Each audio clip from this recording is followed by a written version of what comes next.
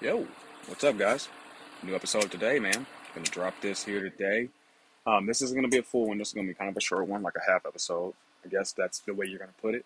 That's the way I'll put it. A bunch of questions today, different topics. Nothing too elaborate, I guess, crazy stuff, but that's how it's gonna be right now. I wish once I could sit there and learn how to edit stuff together, it'd sit there and be smoother. But until then, can't even stress about that shit. Just gotta sit there and roll with the punches. Yeah, I got this bug bite in the middle of my back and I cannot itch. But that's what we're gonna do. So we're gonna jump right into that here soon. This weekend, got a few things lined up. I will be in this basketball tournament where I got to attend that. That's gonna be fun. Hopefully, I go to a couple comedy shows and kind of realize what's going on with that. That's what I plan on doing. Y'all should do that too if you don't go to these comedy stores. Go to these comedy shows and sit there and have a good laugh. Go see somebody you've never heard before. That's the vibe. If not, I want you to sit there and just go out there and just have a good time. Go out and just walk around. Something that y'all men can't seem to do. Here, speak to my face.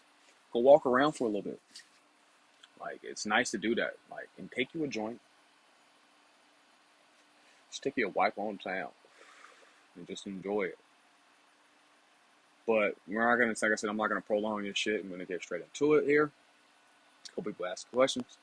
So, Mr. Turner asks us how to remove teenage boy stench. I don't know what the hell you're talking about, Mr. Turner. I don't know what that teenage boy sin is that you're talking about. I feel like you're talking about your own pheromones of your body when you sit there and hit puberty, which you're not going to be able to remove. I think that was kind of a dumb question, but hey, any question is a good question. I was always told in school, but I feel like that's not true. But this is what you asked. I'm a teenage boy. My room smells awful. That means that you're just dirty. Wipe your ass, and you're not washing your ass. It's already true. My sister and my mom have all made comments about how bad it smells. And so I figured I better deal with it. One thing about that mom and that sister thing is you're always gonna have a profound, disgusting smell to them because it's something that our the human species or pheromone does when it sits there and lets us know that we're not supposed to be messing around with each other. So like your sister, your mom, that's why a majority of men aren't attracted to their sisters or their parent, anything like that. They're not attracted to that because of the fact that we give off that smell, bro. We all give off different smells to different human beings. That's why you may smell a girl you're attracted to. You be like, man, you just can't get that smell out your nose. Like, or it's a smell. It's funny. Like, this is a good one. If you really think about ladies that you've been with for real, ladies that you've been with over time, and you can sit there and just smell her. Think about why you can do that. And I'm not talking about some weird smelling her like from her crotch. I'm not doing it talking about like that. I just mean the normal smell of a person who's just so embedded on you that you have that smell of her regardless. You can't even sit there and put your nose. Like when I think about it right now, and think about the smell. It's one that went away. It's crazy because like I can't even think about her smell no more. And I was really in love with her. At least it was more. Maybe it was lust. Like, but the thing is, I can't even smell her anymore. It's only one girl that I can honestly can smell her when I think about her, and I wonder if that's a deep thing or not. Only one that I can remember, or that the smell is pleasant. Why is that? I mean, it's so strange to me, but that's just the truth. It's just like there was 100 piles of clothes sitting down, right, and one was hers. I would be able to smell her out that 100, out of that 1,000. I would be like, this is her.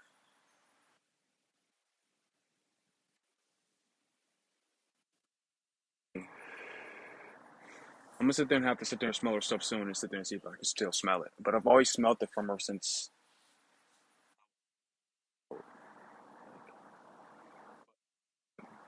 You change the covers on your bed, did the laundry, I put baking soda in the carpet, and vacuum it. Dust the hell out of the rooms with everything. I also open the doors and the windows, set up a few fans, but there's still one problem.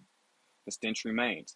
How do you know the stench is remaining? That's the question. Like, are you smelling yourself? Are you smelling your nuts? Maybe you're not washing. Maybe you're not washing well, but Obviously, it's not your room. It's just, or it could be your clothes. I remember like being in high school where the smell was so strong. Like my pheromones off my body was so strong.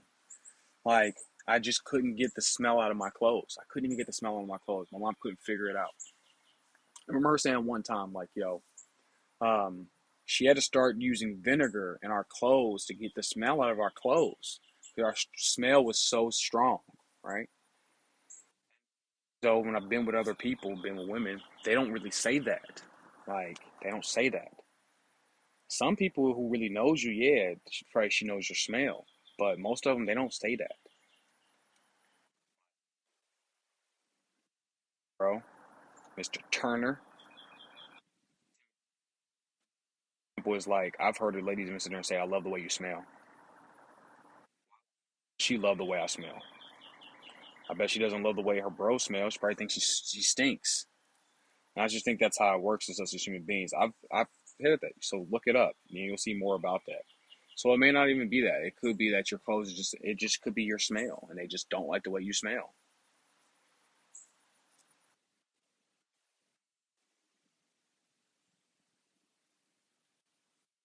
That yourself. I think that's maybe the one. I think that's maybe um, what you kind of think about, but you just don't. That smell is just them, but it's just them. It's probably your clothes too. So worry about that. That probably works. Help you out there.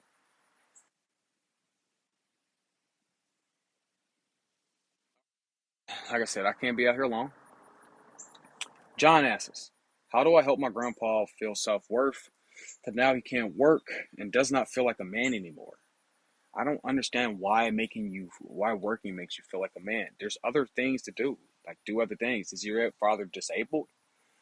Okay, so far, John says his grandfather is 86 years old and has been working over 40 hours a week most of his life, even into old age. My grandfather is completely set financially for retirement, doesn't need money at all.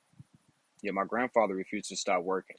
Then he gets set and feels bad about himself that no one will hire him because of his age and medical condition. I mean, so far your grandfather's like a tough guy, so that's just the tough guy syndrome. Maybe he just feels like as soon as he starts working, that means that he's gonna die. Maybe you need to talk to him about that because mortality is it's inevitable and it's coming. He's 86 years old. He doesn't need to be working, but maybe he needs to do something different. Maybe y'all need to open a business together where he can sit there and feel like he's still grinding.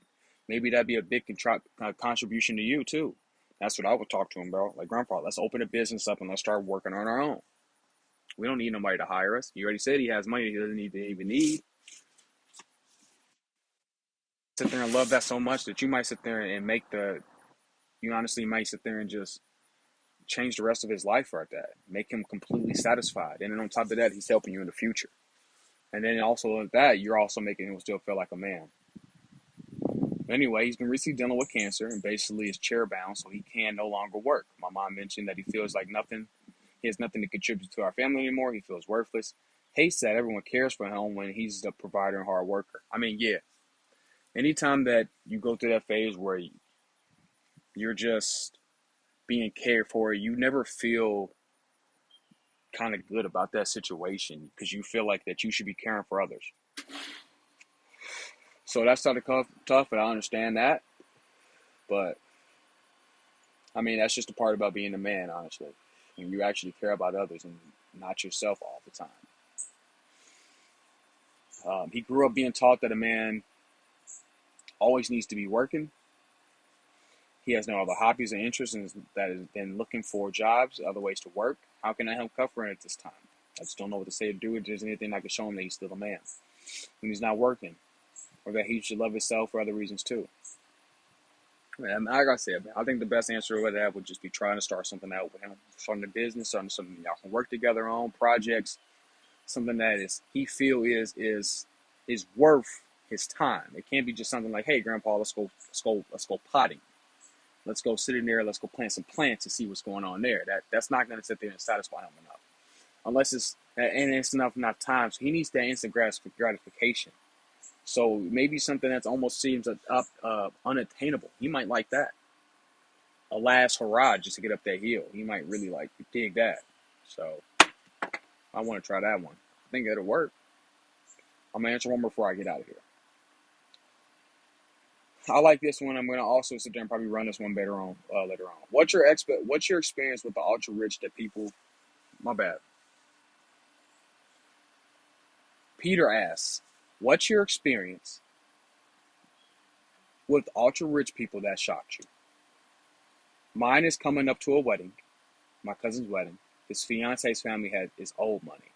They're having a destination wedding out of town, a 5-star resort hotel. It's quite remote in the mountains surrounded by the woods. They booked 2 rooms for the night.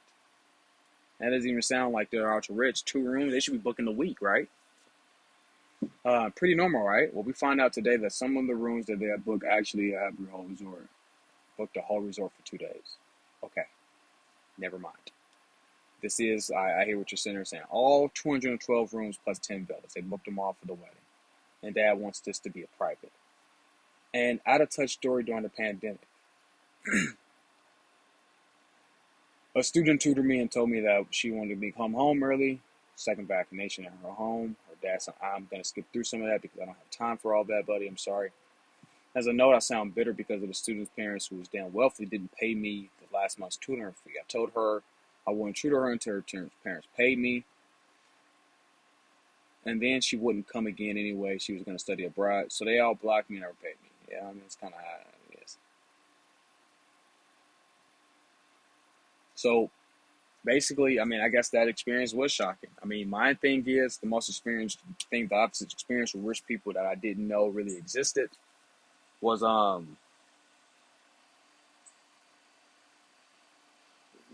I met a lady who was upset because she couldn't. One of her banks didn't have her money ready, right? Didn't have her money ready on time. She needed a lump sum of money because she was going out of town, and this lady was in her 90s, right? And this shocked me because I was just wondering, like, okay, well, yeah, I mean, I'll be upset about that too. But the amount is what was shocking. She said she was upset over $50,000 because the room that she was booking was like $800 a night because she goes to these cattle conferences. So I talked more in depth about her. I understand her life and everything about her because she's in her 90s, so she's definitely down to talk. So I learned everything about her. And the thing that was most shocking is that the whole timeline of the event has been within a 100-year time span, right? But she told me how her family made their entire wealth basically over the last 2 generations.